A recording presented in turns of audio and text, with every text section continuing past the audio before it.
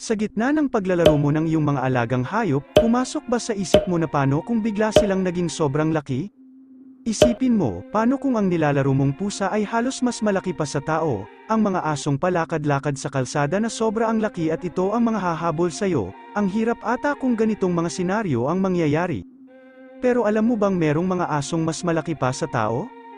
Ito ay ang Irish Wolfhound na umaabot hanggang 94 cm, ang asong si Zorba na isang Irish Wolfhound ay pumasok sa Guinness World of Records noong 2021 bilang pinakamalaking aso sa buong mundo. Habang sa United States mayroong isang breed ng pusa na hindi pangkaraniwan ang laki, ito ay ang mga Maine Coon Cats, na halos umaabot ng 40 inches ang haba, bumibigat naman hanggang 18 pounds at may lifespan na 9 to 15 years. Kung interesado ka sa ganitong mga usapin, maaari kang mag-click sa subscribe button para laging updated sa aking video uploads.